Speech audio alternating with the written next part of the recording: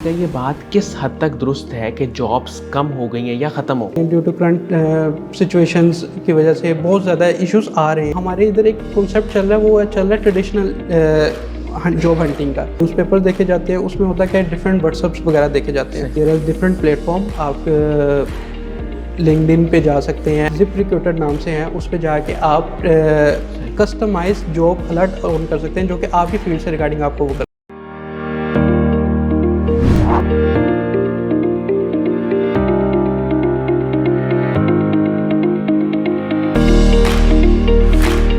السلام علیکم ناظرین، شیئرنگ آف پروفیشنل وزڈم کے ساتھ میں ہوں آپ کا میزبان علی رحمان خالد. ناظرین، زندگی میں روشنی بنے اور سوچ بدلے گی تو پاکستان بدلے گا، اسی ٹیگ لائن کے ساتھ ہم ایک بار پھر آپ کی سامنے حاضر خدمت ہیں. ناظرین، آج جو مہمان ہمارے ساتھ موجود ہیں، ان کا پچھلے 5 سالوں سے تجربہ ہے ایچ آر کے ڈفرینٹ ڈپارٹمنٹس میں کام کرنے کا. 10 بٹس کے ساتھ یہ منسلک ہیں اور وہاں پہ assistant manager at H R department میں اپنے فرائض سر انجام دے رہے ہیں. آج ہم ان سے یہ جاننے کی کوشش کریں گے کہ ہیومن ریسورس کی اگر ہم بات کریں تو اس میں سب سے زیادہ امپورٹنٹ جو ایک چیز ہے وہ جاب ہنٹنگ ہے. جاب ہنٹنگ کرنا، اور پھر اس میں لوگ کیا کیا غلطیاں کرتے ہیں، اپنی پروفائل کو کس طرح وہ بلڈ نہیں کر پاتے، ان ساری باتوں کو ہم ان سے جاننے کی کوشش کریں گے. السلام علیکم محمد اویس منظور صاحب، کیسے ہیں آپ؟ وعلیکم السلام علی، آپ کیسے ہیں؟ الحمدللہ. اچھا سر، آپ کا 5 سال پہ محیط ایکسپیرینس ہے، ایچ آر کی فیلڈ میں آپ کام کر رہے ہیں اور اس کے ساتھ آپ آپریشنل لیڈز کے طور پہ بھی کافی کام کر چکے ہیں. میں سر یہ جاننا چاہتا ہوں، سب سے پہلے آغاز یہاں سے کروں گا کہ آپ کا انٹرسٹ اپنا ایچ آر میں، ہیومن ریسورس کی فیلڈ میں کب اور کیسے ڈیولپ ہوا؟ اچھا علی، بیسیکلی میرا انٹرسٹ نہیں تھا ایچ آر میں آنے کا. ایچ آر میرے لیے جو سا تھا وہ ایک بائی چانس تھا. بیسیکلی میں کیونکہ جاب سرچ کر رہا تھا تو میرا جو سا کریئر کا سٹارٹ ہوا تھا وہ as a H R intern ہوا تھا. کیونکہ جب میں نے ایچ آر کے ڈفرینٹ فنکشنس کو اسٹڈی کیا اور اس میں کام کیا تو مجھے یہ بہت زیادہ اس میں مزہ آنے لگ گیا اور میں نے پھر اسے آگے ہی پرسیو کیا اور اسے آگے ہی کیری آن کیا میں نے. صحیح. اچھا مجھے یہ بتائیے گا کہ جب آپ نے ایچ آر کا کام سٹارٹ کیا تب آپ کی کیا فیلنگس تھی؟ آپ کو مشکل لگتا تھا یا اس میں کوئی پالیٹکس اور اس طرح کی چیزیں جو عام طور پہ ہیومن ریسورس کے ساتھ منسلک کی جاتی ہیں، یہ کس حد تک درست ہیں؟ اچھا علی، جب میں نے ایچ آر میں اپنا کریئر سٹارٹ کیا تھا تو یہ جو سا تھا مجھے اس میں بہت زیادہ چیزوں میں مزہ آنے لگ گیا تھا. فار ایگزامپل گریونس ہینڈلنگ میں، لوگوں کے ایشوز سننے میں، پھر اسے حل کرنے میں، پھر لوگوں کو موٹیویٹیڈ کرنے میں، پھر کمپنیز کے ساتھ ایز اے امپلائی اور امپلائر کے درمیان میں جو برج کا کام ایچ آر کرتا ہے اس میں مجھے ایک بہت زیادہ مزہ آنے لگ گیا تھا، جس کی وجہ سے میں نے اپنا جو سا کریئر اس میں آ کیا تھا. اچھا اگر بات کی جائے پالیٹکس کی تو ڈیفینیٹلی جو سی پالیٹکس ہے وہ ہر کمپنیز میں ہوتی ہے. ہر کمپنیز میں ایچ آر میں پالیٹکس چل رہی ہوتی ہیں، ڈفرینٹ ڈپارٹمنٹس آپ کی لیگ پولنگ کر رہے ہوتے ہیں. لیکن آئی تھنک کہ اگر آپ کے پاس اسکلز ہے اور اس اسکلز کو آپ رائٹ ٹائم پہ یوٹیلائز کرنا جانتے ہیں تو میرے نہیں خیال کہ کوئی پالیٹکس آپ کا کچھ کر سکتی ہے. اگر آپ کے پاس اسکلز ہیں تو you have doing all the things. اچھا سر، پچھلے 5 سالوں میں آپ نے ہائرنگ کا پروسیس بھی دیکھا ہوگا کہ وہ ریکروٹمنٹ کس طرح کی جاتی ہے، امپلائیز کو کس طرح رکھا جاتا ہے. تو اس میں مجھے بتائیے گا سب سے امپورٹنٹ چیز جب کسی کو جاب دی جاتی ہے تو وہ کیا دیکھی جاتی ہے؟ اچھا، جب کسی کو جاب دی جاتی ہے تو بہت سارے اسکل سیٹ ہوتے ہیں. بیسیکلی جب کسی کو جاب پہ ہم لوگ ہائرنگ کر رہے ہوتے ہیں، سب سے پہلے تو ہم دیکھ رہے ہوتے ہیں کہ جو ہماری جاب کی ریکوائر اسکلز تھی یا ریکوائر سیٹ تھا یا اس کا پورا ایک جاب اسپیسیفکیشنز ڈیزائن کی گئی تھی، اس کے اوپر یہ امپلائی ہے، یہ جو کینڈیڈیٹ ہے یہ فلفل ہو رہا ہے کہ نہیں ہو رہا. اگر وہ فلفل ہو رہا ہے تو دین دیکھتے ہیں، کیونکہ موسٹلی امپلائیز یا کینڈیڈیٹ ہمارے پاس جب جاب کے لیے آتے ہیں تو دے ہیو اے اسکلز. اچھا میں اس میں ایک چیز ایڈ کرنا چاہوں گا. موسٹلی لوگ جب جابس وغیرہ کے لیے اپلائی کر رہے ہوتے ہیں اور دے ہیو انٹرویوز کے بعد جب وہ ریجیکٹ ہوتا ہے تو وہ ڈیموٹیویٹیڈ کی طرف چلے جاتے ہیں. اچھا ایسا نہیں ہونا چاہیے.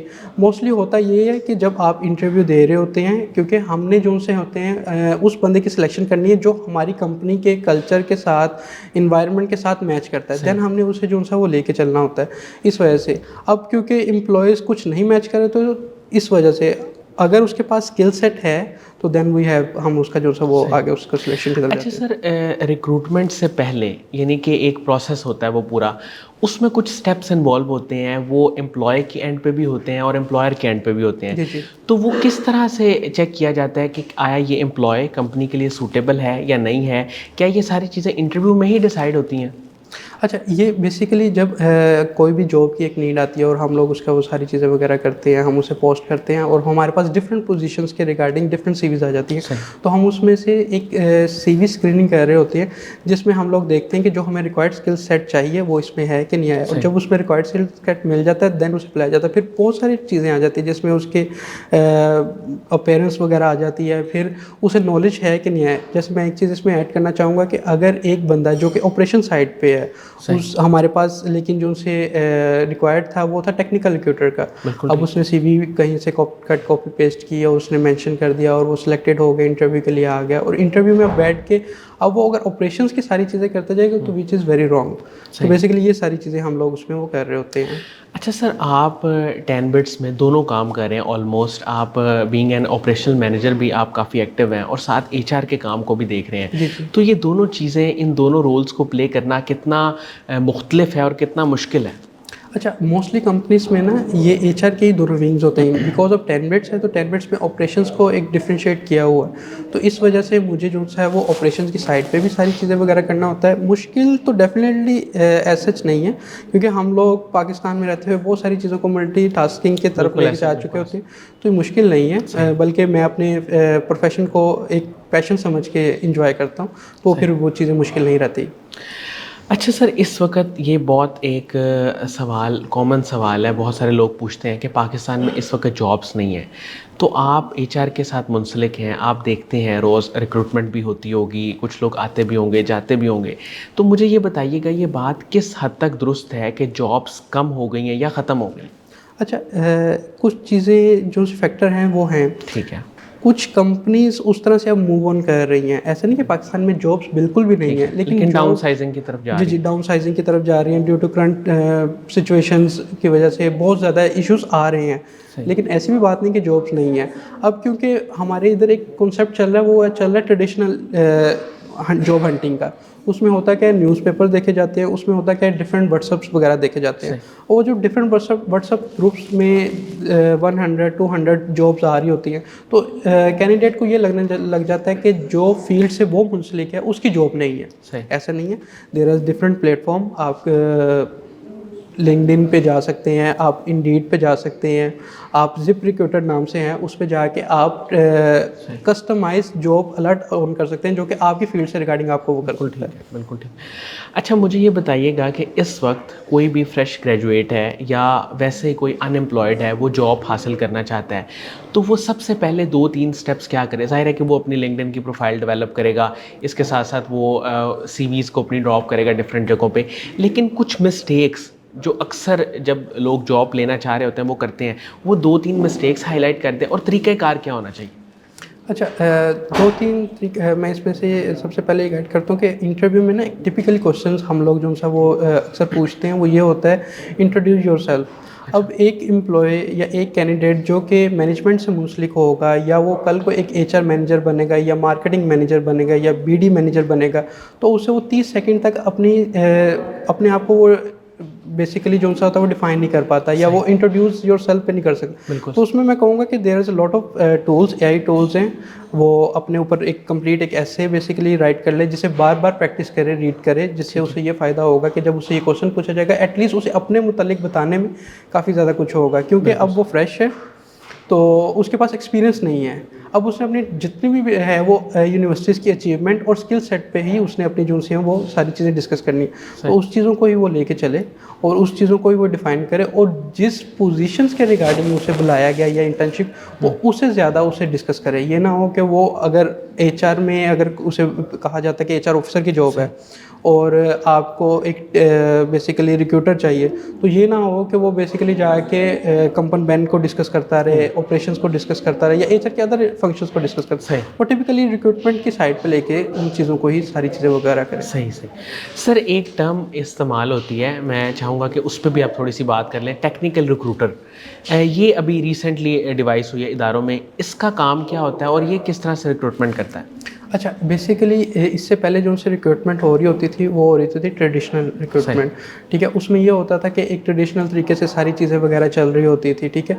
अब इसे जो कन्वर्ट किया गया वो स्ट्रेटेजिक रिक्रूटमेंट के तौर पे कन्वर्ट किया गया। अब टेक्निकल रिक्रूटर का जो काम होता है वो ये होता है कि वो अपनी फील्ड से, जैसे फॉर एग्जांपल अगर टेक सेक्टर है तो वो उसका नॉलेज उसे होता है। जैसे अगर वो किसी स्टैक पे काम कर रहा है तो उसे स्टैक पे नॉलेज इतना ज़रूर होता है कि वो डेफिनेटली इनिशियल इंटरव्यू से लेके जब तक डेवलपर के साथ इंगेज होते हैं तब तक उसे इतना नॉलेज हो और वो सारी चीज़ें जो उसे वो अपने तौर पे हैंडल कर सके। सर आखिर में कोई पैगाम आप यूथ को या जो लोग जॉब हासिल करना चाहते हैं उनको अपने एक्सपीरियंस की बेस पे देना चाहेंगे तो आप प्लीज़ दे सकते हैं। अच्छा, सबसे पहले तो मैं यूथ को ये पैगाम देना चाहूँगा कि देयर इज़ बहुत ज़्यादा इस टाइम इश्यूज़ करंट सिचुएशन की वजह से चल रहे हैं, तो डिसहार्ट नहीं होना, ठीक है। आपने स्टिल कंटिन्यूसली बेसिस पे स्ट्रगल करते जाना है, ठीक है। न्यूज़पेपर और व्हाट्सअप ये जो से ट्रेडिशनल प्लेटफॉर्म थे ये पुराने हो चुके हैं। अपने आप को डिफरेंट प्लेटफॉर्म पे इंट्रोड्यूस इनोवेटिव करें, लर्निंग जी रखें जी अपनी। उनका करें। और अपनी सीवीज़ को जब अमूमन तौर पे वो घर होते हैं शीशे के सामने बैठ के, मिरर के सामने बैठ के वो इसकी बार बार प्रैक्टिस करते जाएं इंटरव्यू की, और एक स्किल सेट को अपनाएं। स्किल सेट लाजमी है। स्किल सेट ये नहीं होता कि आप कोई मैकेनिकल फील्ड में चले गए, स्किल सेट एचआर के फील्ड में भी है। अगर आप टेक्निकल रिक्रूटर हैं तो आपकी कन्वर्सेशन बहुत अच्छी होनी चाहिए। अगर आप ऑपरेशंस में हैं तो आपको माइक्रोसॉफ्ट के स्किल्स बहुत अच्छे होने चाहिए। तो इन्हें अपने साथ परस्यू करें, इन्हें लेके चलें, और एट द एंड अल्लाह ताला हम सबको आसानियाँ बांटने का शर्फ अता फरमाए। सर कासिम अली शाह साहब के काम को, उनकी फाउंडेशन को आप कैसे देखते हैं? अच्छा, कासिम अली शाह फाउंडेशन के काम को, उनके फाउंडेशन को डेफिनेटली मैं सबसे पहले तो इसे अप्रिशिएट करूँगा कि ये जो सा एक सीरीज़ चली हुई हैं जिसमें पहले हसन रज़ा साहब थे, अब आप हैं, जिसमें वो एचआर के डिफरेंट इंटरव्यूज़ कर रहे हैं। क्योंकि बीइंग एचआर मैं एचआर की फील्ड को ही हाइक करूँगा कि डिफरेंट इंटरव्यूज़ कर रहे हैं। जैसे मैं बतौर खुद बहुत शौक से देखता हूँ, बहुत सारी चीज़ें लर्निंग के तौर पे हमें मिल रही होती हैं आपके बहुत सारे इंटरव्यूज़ से हमें, क्योंकि सीजनल एचआर प्रोफेशनल्स आ रहे होते हैं। तो ऐसी चीज़ें जो कि हम एकेडमिकली उन चीज़ों को नहीं देख पाते, या यूनिवर्सिटीज़ में हम उस तरह से वो नहीं इश्यूज़ को एलेबोरेट कर पाते या सीख पाते, जो कि इस सीरीज़ की वजह से, इस पॉडकास्ट की वजह से तकरीबन सब जो से पाकिस्तान में रहने वाले हैं वो, या पाकिस्तान से बाहर भी इवन के हैं, मैं अक्सर कमेंट्स भी देख रहा होता हूँ, तो वो इस चीज़ों को बड़े अच्छे तरीके से लेके चल रहे हैं, और आई रियली अप्रिशिएट इट। बहुत बहुत शुक्रिया अवैस मंजूर साहब, आपने हमारे लिए वक्त निकाला। Thank you so much. नाज़रीन, मुझे उम्मीद है कि इनकी गुफ्तगू से आपने बहुत कुछ सीखा होगा, और ख़ास तौर पे जॉब हंटिंग के हवाले से जो इन्होंने बातें की वो बहुत ही मुफीद थी। इसके साथ ही इजाज़त दीजिए, इंशाल्लाह दोबारा हाज़िर होंगे एक नए इंटरव्यू के साथ। तब तक के लिए अल्लाह हाफ़िज़।